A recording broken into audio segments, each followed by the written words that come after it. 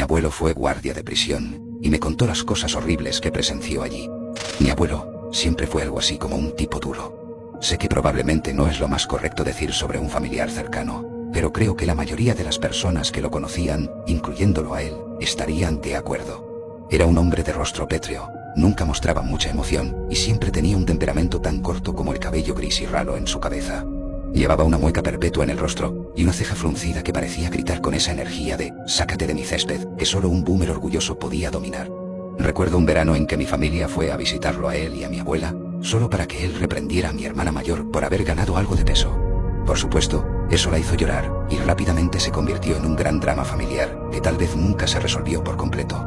En marcado contraste, mi abuela era la persona más amorosa y amable que he conocido, así que cuando falleció hace unos años, fue un golpe duro para toda la familia. El funeral fue un asunto sombrío, con mi abuelo manteniéndose distante todo el tiempo, sin molestarse en decir una palabra en su nombre. El resto de la familia dio discursos, y trató de conmemorarla lo mejor que pudo, pero mi abuelo parecía no notarlo ni importarle. Una vez que terminó la ceremonia, la mayoría de los invitados se dispersaron de la iglesia. Mientras los asistentes se reducían, me encontré solo en los bancos. Mi abuelo estaba sentado al frente, y aunque no necesariamente quería hablar con él, sentí que debía hacerlo. «Hola, abuelo. Lamento mucho tu pérdida». Se giró hacia mí, con una expresión de desprecio grabada en su rostro. Pareció notar mi expresión, y la suya se suavizó en un suspiro. «Gracias, pequeño. Es un día duro para todos». Se secó la frente con un pañuelo, y tragó con fuerza. En ese momento, vi a mi abuelo de una manera que nunca antes había visto. Estaba destrozado y vulnerable, recién quedado solo en el mundo, y claramente luchando por aceptarlo. Sentí pena por él, y aunque nunca tuvimos la mejor relación, quería intentar estar ahí para él. Mi abuelo se levantó de su asiento y se acercó al ataúd. Puso una mano sobre él, hablando suavemente en voz baja. «No te preocupes, querida. Estoy justo detrás de ti. Hablamos un poco más, y eventualmente decidí que podría necesitar compañía esa noche. Aunque era una persona difícil, era familia. También había algo en él que siempre me resultó interesante. A pesar de su exterior frío, sabía que había más en él que solo ser malo por ser malo. De todos modos, nadie debería tener que pasar por un duelo solo, así que decidí acompañarlo a cenar. Después de que terminó la ceremonia, salí de la iglesia y fui a la tienda a comprar filetes frescos, papas doradas y espárragos. Pensé que cocinarle una buena comida era lo menos que podía hacer dadas las difíciles circunstancias. La vieja casa de mis abuelos estaba considerablemente más desgastada y descuidada de lo que recordaba cuando estacioné mi auto en la entrada. Por supuesto, era comprensible dadas las circunstancias, pero la diferencia era notable. Había pasado más de una década desde la última vez que estuve allí, y aunque vagamente familiar, el desgaste la hacía parecer extraña. Mi abuelo me recibió en la puerta principal, y los dos fuimos al patio trasero mientras encendía la parrilla. Al principio fue un poco incómodo, pero después de un par de cervezas, comenzamos a abrirnos un poco más el uno al otro. Le conté sobre mi vida, mi prometida y mi trabajo, y él parecía genuinamente interesado.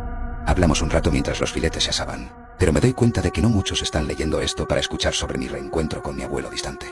Esto es un sub de terror, después de todo, así que probablemente sea mejor ir al grano. Mi abuelo trabajó en rehabilitación penitenciaria durante toda su carrera. Comenzó a los 18 años como guardia de prisión y eventualmente ascendió a director, cargo que ocupó hasta su retiro hace varios años. Le pregunté en qué prisión trabajó, pero evadió la pregunta. «Vaya, ese debe ser un trabajo duro, ¿no?», lancé la pregunta, y él se detuvo a considerarla. Movió la cerveza en su botella antes de encogerse de hombros. «Te acostumbras como a cualquier cosa, supongo, pero sería mentira decir que es fácil. Siempre tienes que estar alerta, anticipando que algo pueda explotar en cualquier momento. Nunca sabes qué esperar realmente». Me contó algunas historias de su larga trayectoria en el sistema penitenciario. Parecía casi demasiado ansioso por hablar de ellas, y me di cuenta de que probablemente no tenía nadie más a quien contárselas. Después de todo, era un poco solitario, y eso me hizo sentir por él que su esposa, probablemente su única conexión humana real en el mundo, ya no estuviera. Cenamos, y seguimos charlando sobre su trabajo en la industria penitenciaria, y la miríada de experiencias a las que estuvo expuesto allí. Tenía muchas anécdotas ligeras sobre compañeros de trabajo e interacciones con los reclusos, pero su tono parecía apagado. No sé cómo explicarlo, pero probablemente había algo más que lo perturbaba, y decidí intentar sacárselo. «Seguramente también viste cosas muy perturbadoras allí, ¿verdad?». Mi abuelo se recostó pensativo, su barba blanca como la nieve ocultando parcialmente su mueca de incomodidad. Luego, soltó una risita y juntó las manos en su regazo. «Sí, podrías decirlo, como esperaba». Comenzó a relatar algunas historias sobre apuñalamientos, intentos de fuga y ataques al personal de la prisión.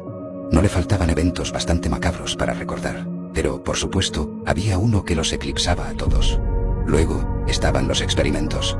Mi interés se disparó en cuanto dijo eso. Hizo una pausa, su cabeza girando lentamente sobre sus hombros.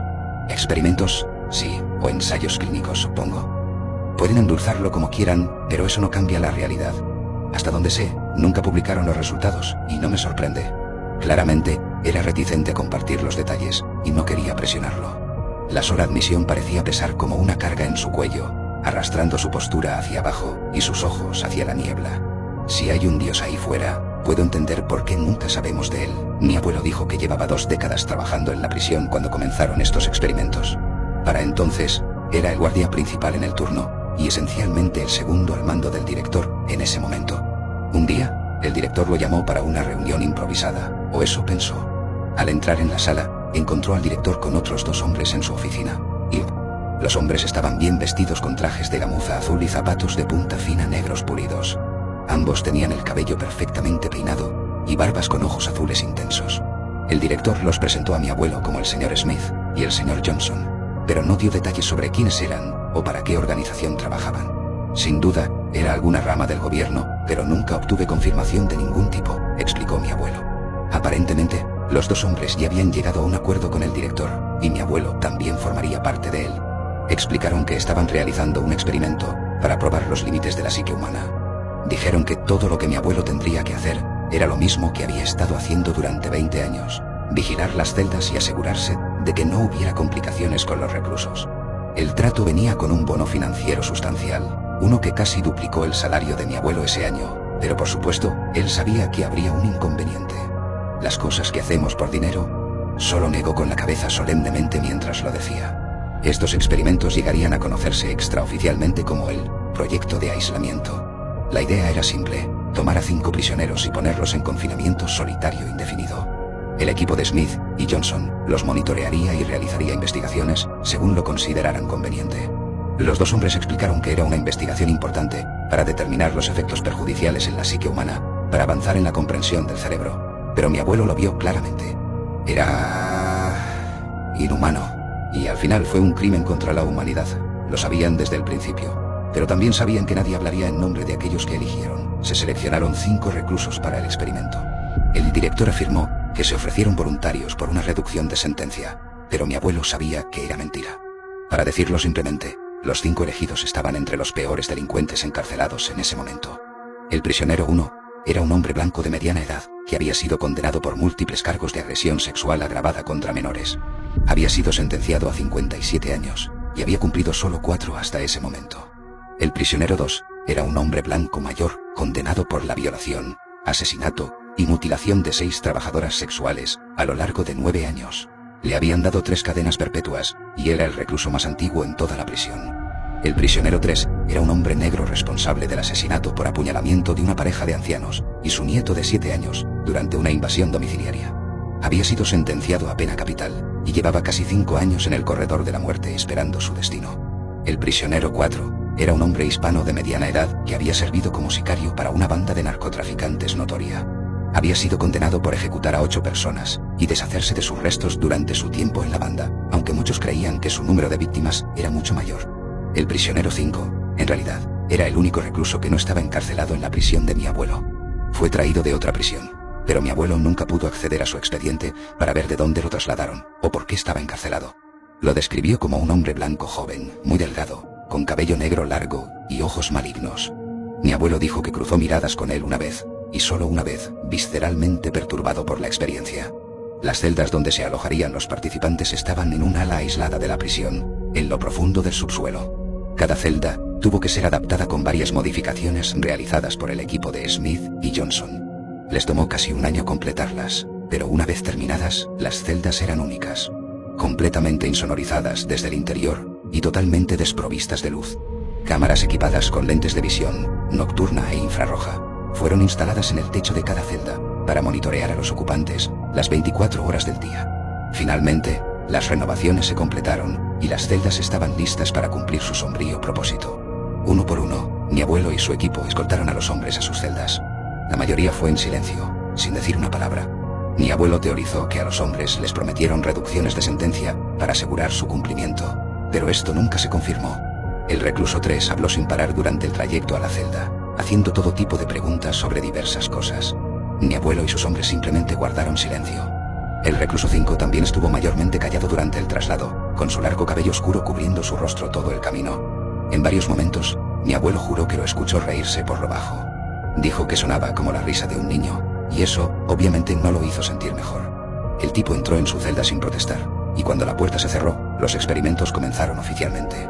Todas las luces del bloque fueron apagadas, y las puertas insonorizadas exteriores se cerraron. Cada celda estaba separada de las demás para evitar que los reclusos pudieran comunicarse verbalmente. A partir de ahí, todo lo que el equipo supervisor tenía que hacer era esperar y observar. Mi abuelo simplemente volvió a sus tareas entonces, revisando periódicamente al equipo de Smith y Johnson, pero nunca entrando al bloque de celdas. Los reclusos no debían tener contacto alguno con el mundo exterior, ni exposición a ninguna luz. Pequeñas ranuras en las paredes se usaban para distribuir comida y agua, y los reclusos estaban bien alimentados con comidas copiosas, a diferencia de la mayoría de los otros reclusos en la prisión. Mi abuelo enfatizó continuamente lo incómodo que se sentía con todo el asunto, desde el principio. ¿Por qué no dijiste nada? Me mordí la lengua al pronunciar las palabras, preocupado por ofenderlo. Mi abuelo solo suspiró, sus hombros se hundieron mientras fruncía los labios. Es difícil hablar en nombre de aquellos que desprecias, incluso si sabes que están siendo perjudicados. Había una verdad profunda en sus palabras, y me hizo detenerme mientras añadía otro pensamiento. No es una excusa aceptable, pero... Se quedó en silencio, negando con la cabeza y suspirando. Tras solo unos días de aislamiento, los reclusos ya estaban luchando bastante. El recluso 2 había estado llorando periódicamente, mientras que el 3 mostraba signos de paranoia severa.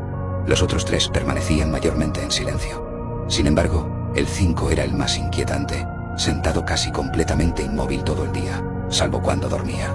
El 4 intentaba mantenerse ocupado haciendo ejercicios como flexiones y abdominales, mientras que el 1 simplemente yacía en varias posiciones, entrando y saliendo de la consciencia. En la víspera del día 5, el recluso 2 se golpeó la cabeza contra la pared de la celda y comenzó a sangrar por la nariz y la boca. Tras el impacto, cayó y convulsionó varios segundos en el suelo mientras la sangre goteaba. Luego quedó inmóvil, y mi abuelo anticipó que realizarían una intervención médica, pero nunca lo hicieron. Solo continuaron monitoreando mientras el recluso 2 quedaba a su suerte. Más tarde, el mismo día, el recluso 3 gritó de repente. Comenzó a moverse a ciegas por su celda, chocando contra las paredes y balbuceando incoherentemente. «Hay algo aquí, hombre. Sácame», gritó las palabras mientras las lágrimas corrían por sus ojos. Siguió enloqueciendo unos minutos más, hasta agotarse. Luego colapsó en el suelo, jadeando pesadamente, mirando hacia el techo de la celda. No podía verlo, pero mi abuelo jura que estaba mirando directamente el lente de la cámara.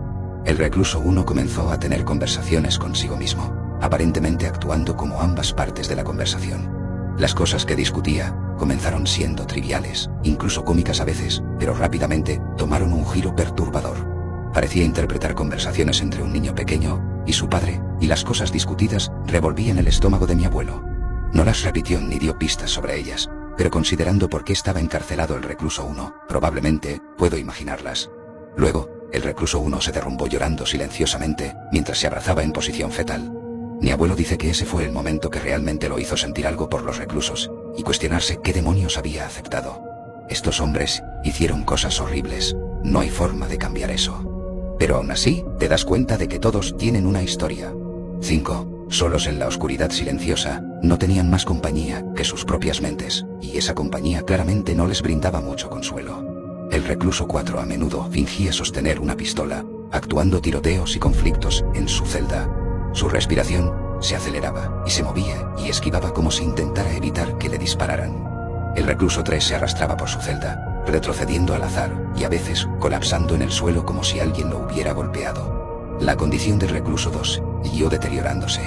Claramente, el trauma en su cabeza probablemente causó daño cerebral y sufría convulsiones regularmente y ataques de gritos a todo pulmón. Se negaba a comer, y la comida que le daban comenzó a acumularse junto a la puerta de la celda. Algunos del personal de la prisión querían sacarlo para asistencia médica, pero Smith y Johnson no lo permitieron. Les dijeron una y otra vez que, sin importar qué les pasara a los reclusos, no debían intervenir. Para el día 9, el recluso 2 estaba muerto. Había estado inmóvil boca abajo durante casi un día entero, cuando finalmente se confirmó su fallecimiento. Al rebobinar las grabaciones para determinar la hora de la muerte, notaron algo extraño. Tan pronto como el pecho del recluso 2 dejó de moverse, el recluso 1 de repente se animó. Luego levantó la cabeza y sonrió, extendiendo la mano para saludar algo, como si se despidiera de un viejo amigo. Por supuesto, no tenía forma de comunicarse con el recluso 2, ni saber que había fallecido. Fue un evento extraño, pero se consideró una simple coincidencia. El recluso 1 continuó deteriorándose después de eso, pasando la mayor parte del tiempo sentado catatónico en su celda. Los reclusos 3 y 4 también mostraban signos de delirios y paranoia severos. El recluso 4 irrumpía de repente en ataques de gritos como si amenazara a un rival, antes de volver a sollozos histéricos mientras suplicaba que lo sacaran de la celda. En un momento, golpeó la pared con toda su fuerza, destrozando su puño en una masa de carne y hueso. A diferencia del resto, el recluso 5 apenas hacía ruido. Se sentaba inmóvil en su celda durante horas, ocultando su rostro como si meditara. De vez en cuando miraba directamente al lente de la cámara, aunque no podía verlo. Mi abuelo dijo que aún se le ponía la piel de gallina al recordar cómo sonreía ese tipo, y jura que había algo en él profundamente maligno. Déjame hacerte una pregunta. Mi abuelo interrumpió de repente su relato. Detrás del fuego crepitante, lo vi mirando sus botas, girando el whisky en su vaso. Sus ojos luego se dirigieron a mí, con un aura casi vacilante en su mirada. ¿Es malo hacer cosas malas a personas malas? Pensé por un momento, un escalofrío recorriendo mi espalda, mientras anticipaba hacia dónde iba este tema. Desearía poder decir que se me ocurrió una respuesta profunda, pero no la tuve ni la tengo. Al final, solo me encogí de hombros y di un sorbo a mi cerveza. La expresión de mi abuelo cambió, como si él mismo estuviera en un punto muerto. Temo el día en que el mundo encuentre una respuesta a esa pregunta. Eventualmente, el equipo que realizaba el experimento trajo suministros médicos al recluso 4. Tan pronto como el guardia abrió la ranura de acceso en la parte inferior de la puerta, el recluso 4 se abalanzó hacia ella. «Sácame, hombre, por favor. Tienes que sacarme, haré cualquier cosa». Intentó agarrar al guardia a través de la ranura, pero el guardia logró retroceder.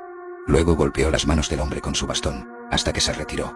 El guardia arrojó la bandeja de comida junto con los suministros médicos y cerró la ranura. El recluso 4 comenzó a sollozar histéricamente, alternando entre negociar y gritar amenazas durante casi media hora. Eventualmente pareció agotarse y colapsó en un montón en su celda, pero no antes de murmurar una última frase escalofriante. «Por favor, no dejes que me atrape». Mi abuelo terminó trabajando hasta tarde esa noche, y justo antes de salir fue cuando ocurrió. Uno de los otros guardias lo llamó frenéticamente a la estación de monitores.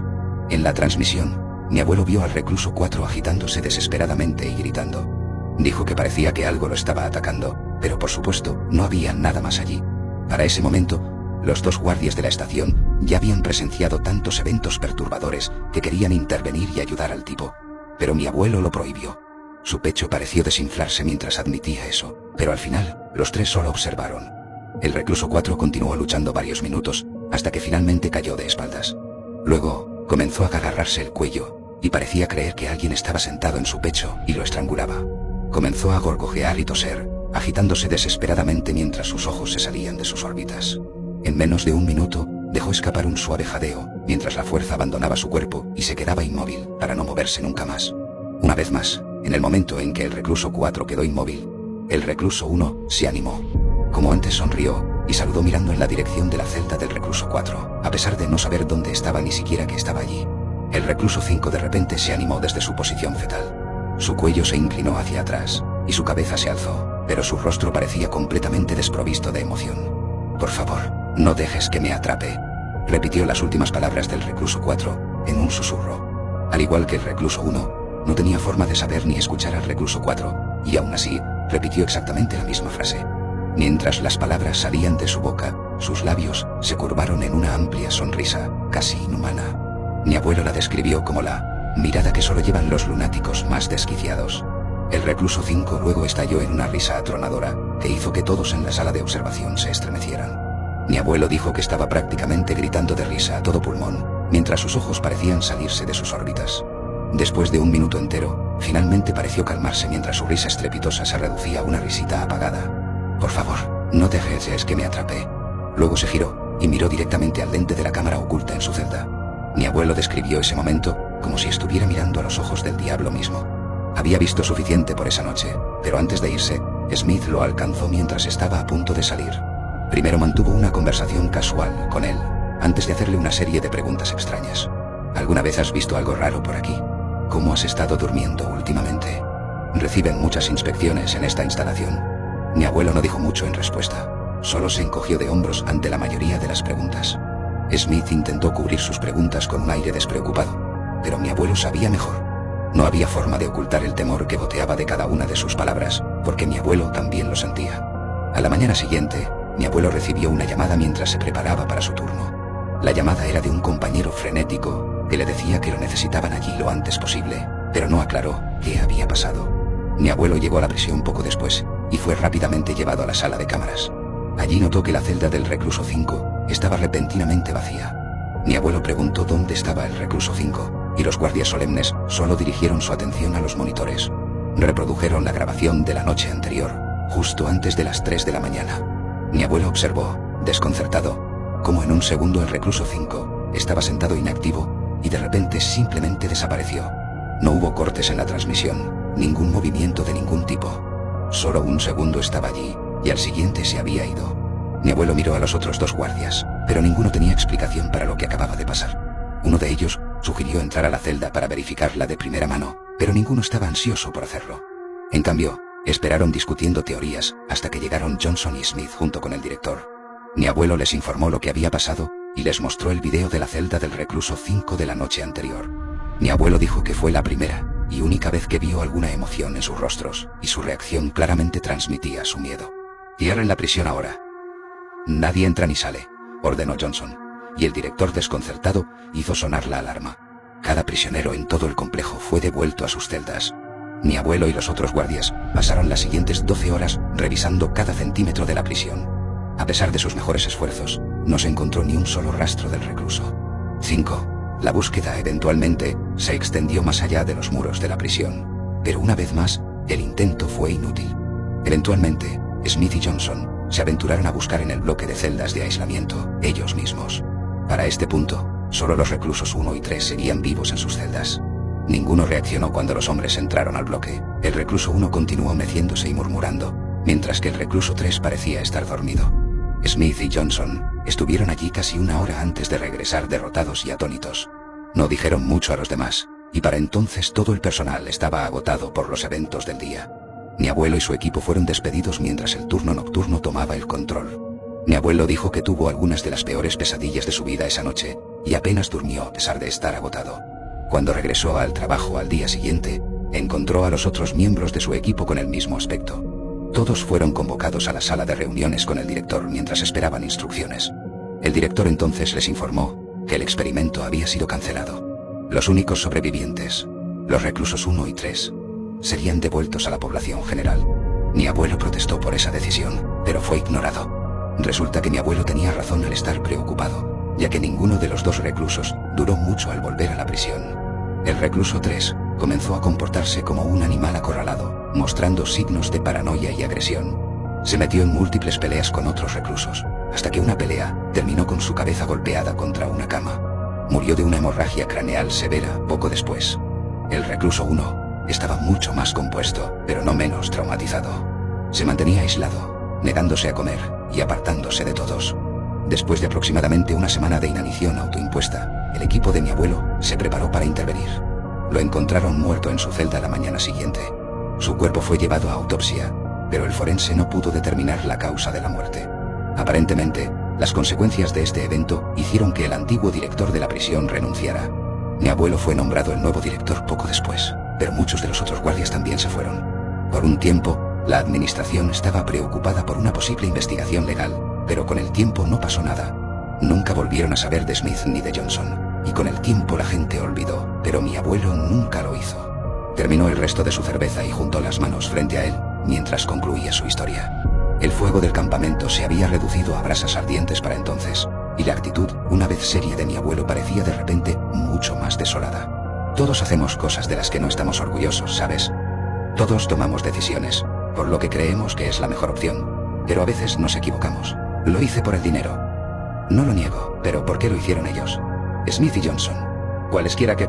Sus ojos grises se dirigieron a mí, como si esperara que yo respondiera. Más probablemente, buscaba cualquier respuesta que se pudiera ofrecer, pero no tenía ninguna que dar. ¿Lo encontraron alguna vez? Al prisionero que desapareció. La cabeza de mi abuelo se movió lentamente de lado a lado, mientras sus ojos parecían desinflarse. Hasta donde sé, nunca lo volvieron a ver. En ese momento, casi me encontré escéptico. Había contado su historia tan bien, que casi la creí. «Me estás jodiendo». Lo confronté, pero su rostro no titubeó ni un ápice. Lentamente se giró hacia mí con esa mirada fría e inquebrantable por la que era conocido. No necesitaba decir nada en su defensa, pues su expresión me dijo que sus palabras eran ciertas y lo habían perseguido toda su vida. ¿Cómo pasa eso? ¿Cómo alguien simplemente desaparece en el aire? Mi abuelo se encogió de hombros ante la pregunta y se masajeó la nuca. Pensó por un momento, luego sonrió, pero se negó a hacer contacto visual. «Si puedes descifrar eso, avísame».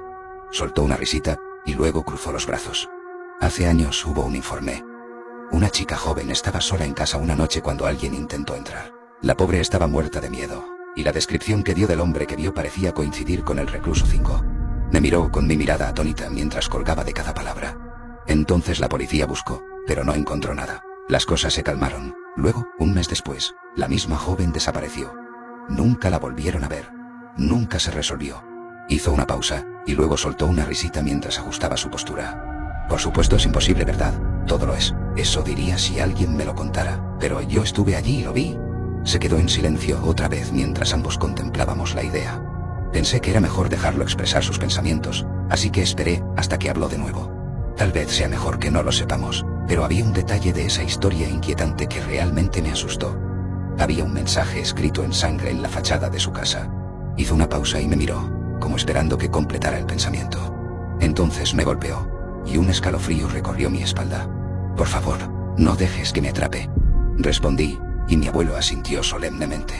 Ambos nos quedamos en silencio por un rato, contemplando la perturbadora historia, antes de que hablara de nuevo. «He oído una frase antes, tal vez tú también. La gente herida hiere a la gente. Las personas que han sido traumatizadas traumatizan a otras. Tal vez eso es lo que llamamos demonios. Un trauma que toma vida, o existencia propia». Hizo una pausa, y contemplé sus palabras, una vez más. Era un pensamiento aterrador, pero no tengo la menor idea de cómo funcionan estas cosas, así que tal vez tenga razón. Es la mejor explicación que se me ocurre, pero, qué sé yo, he arruinado mi propia vida lo suficiente como para que tal vez solo esté tratando de no odiarme. Sus ojos parecían empañarse, y sus labios temblaban. Parecía que deseaba desesperadamente abrir su corazón, y por una vez, ser vulnerable. Pero como siempre, no lo hizo. «Buena charla, pequeño. No te quedes despierto hasta muy tarde». Eso fue todo lo que obtuve. Sus últimas palabras de despedida antes de irse. Fue la última conversación que tuvimos, pero sus palabras han estado conmigo desde entonces. No sabía qué pensar de su historia, pero él parecía darle mucho peso. Me horrorizó saber en qué había participado, pero supongo que no debería sorprenderme tanto. Estoy seguro de que ha habido todo tipo de experimentos y pruebas nefastas en el pasado, pero ese no es realmente el propósito de este relato.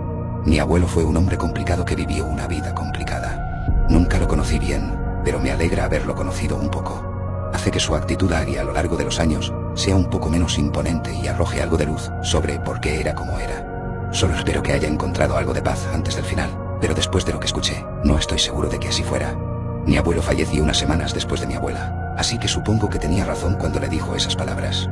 Escuché de mi tía más tarde que lo encontraron en su silla favorita, con una taza de café a su lado y un solo pedazo de papel en su regazo, con una frase escrita a mano que me estremeció hasta la médula. «Por favor, no dejes que me atrape».